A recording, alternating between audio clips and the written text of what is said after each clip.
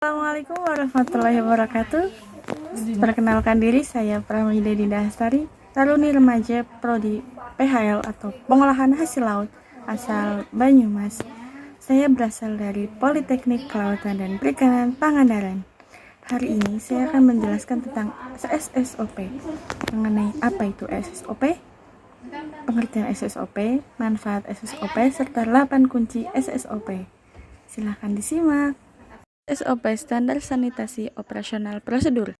Standar Sanitasi Operasional Prosedur atau SSOP adalah suatu prosedur tertulis atau tata cara yang digunakan industri untuk membantu mencapai tujuan atau sasaran keseluruhan yang diharapkan dalam memproduksi produk dengan cara bermutu tinggi, aman, dan tertib menurut Winarno dan Surono 2004. Jadi, SSOP merupakan salah satu syarat perusahaan untuk meningkatkan mutu mereka kepada masyarakat, untuk memberitahukan mutu mereka baik kepada masyarakat. SSOP memiliki berbagai manfaat, yaitu yang pertama, meningkatkan kualitas sehingga tingkat keamanan produk yang Anda hasilkan meningkat seirama dengan menurunnya kontaminasi bahaya keamanan pangan. Yang kedua adalah meningkatkan kesadaran dan menjamin seluruh karyawan mengerti tentang pentingnya sanitasi. Ketiga, meningkatkan praktik sanitasi di era proses. Yang terpenting dalam SSOP adalah penerapannya.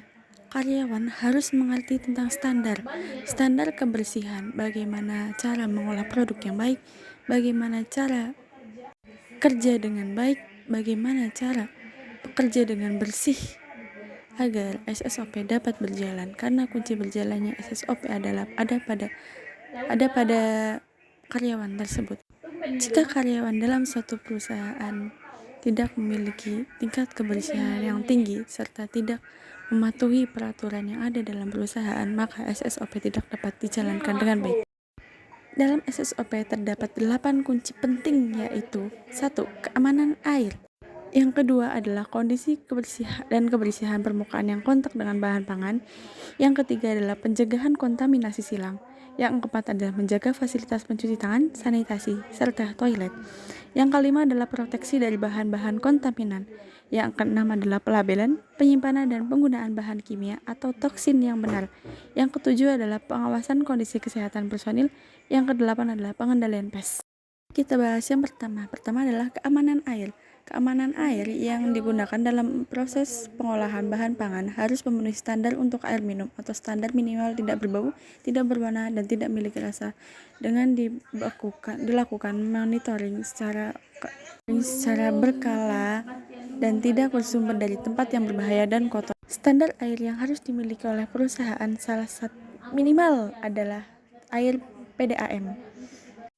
Air yang digunakan dalam perusahaan tidak boleh dekat dengan lubang, semak-semak belukar, atau kubangan air. Tidak boleh dekat dengan tempat sampah. Takutkan nanti akan mencemari air yang akan digunakan oleh perusahaan tersebut. Yang kedua adalah kondisi permukaan yang kontak dengan bahan pangan.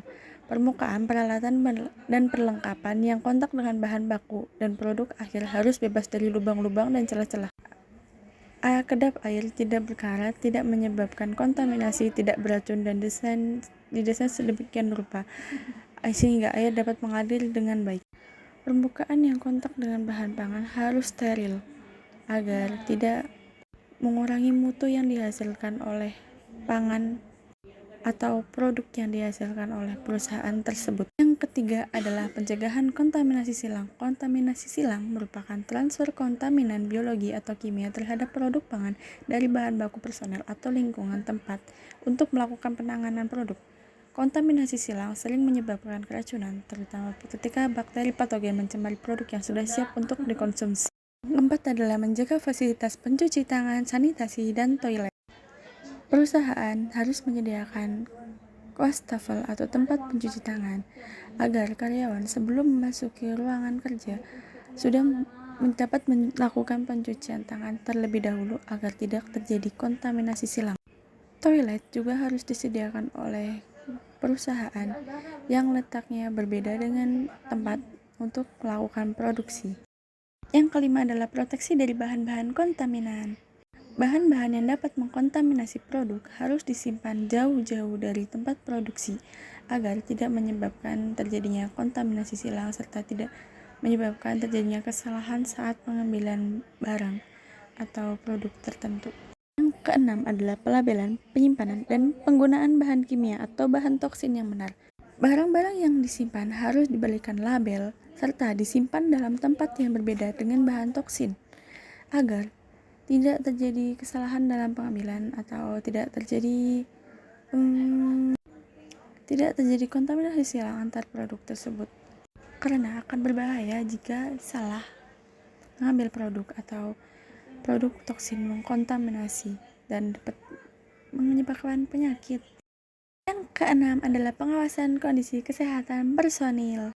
Perusahaan harus melakukan pengecekan secara berkala tentang kesehatan karyawannya agar perusahaan tahu bagaimana kondisi karyawan pada saat itu dan agar tidak mengkontaminasi produk yang dihasilkan.